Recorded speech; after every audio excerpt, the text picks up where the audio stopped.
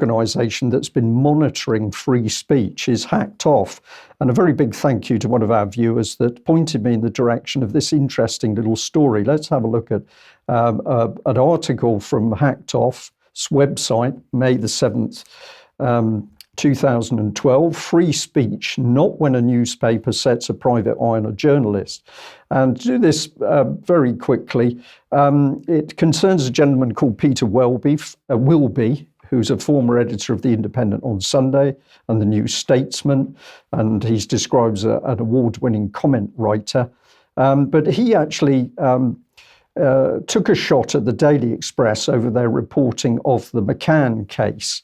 And basically, he was getting tired that the Daily Express and other newspapers were continually reporting the McCann story. Now, remember, this is about a little girl disappearing.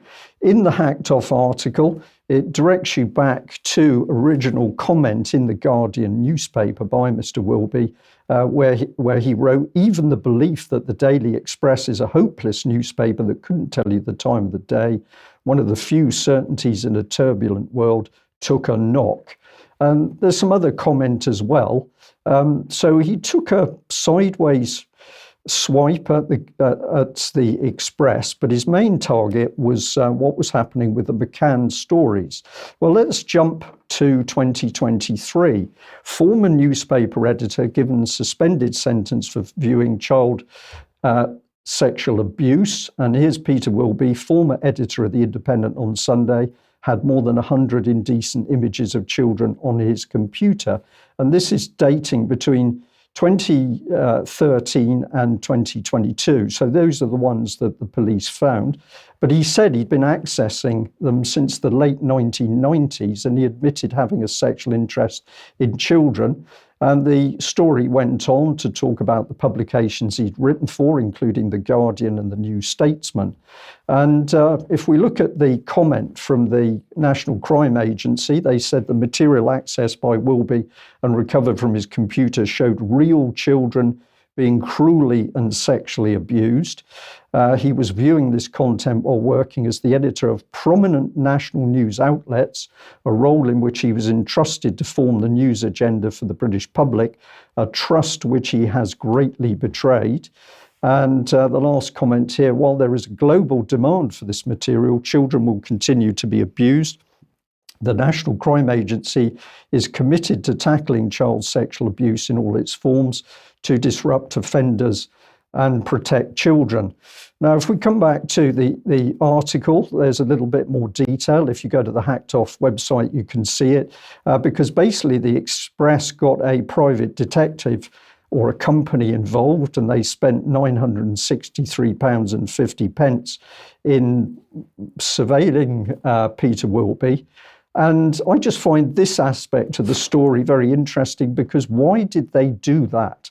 Did they do it simply because he had a cheap swipe at the Express over Madeleine McCann?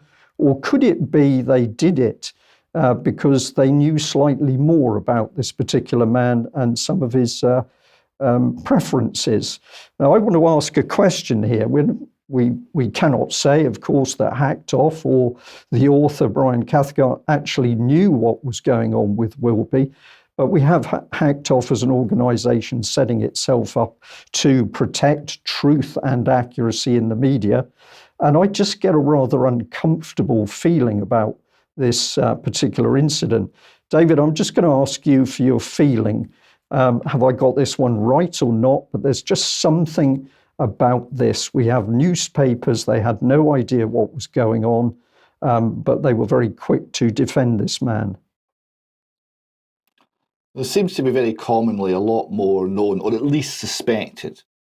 People hear rumours, people have some sort of sense that something isn't right with somebody, and there's not enough evidence to go to the police, or if there is, they don't do it.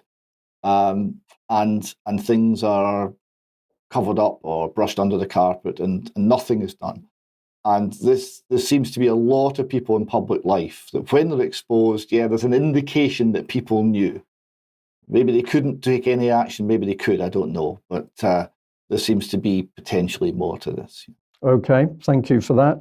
Well, let's just end with a couple of quick slides. This is going back to 2013. What have we got? Bosses at the fraud office use secret emails to cover up £1 million payoffs. And at the time, the UK column said, shouldn't the real headline be bosses at the fraud office commit fraud?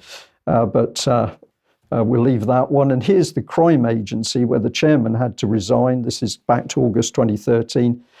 He had to resign after failing to declare his role as a director of a management consultancy. And finally, just to focus people's attention, at this time, around 2012-13, the UK column was warning and warning about the massive attack on free speech and the media and the press.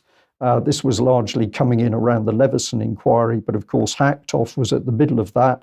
Common Purpose was there, the Journalist Foundation. We even had Russians in the background. And we said that this was Cameron's big society coming in with a vengeance.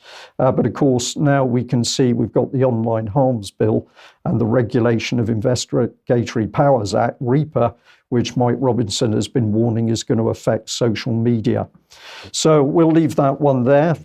David, you're going to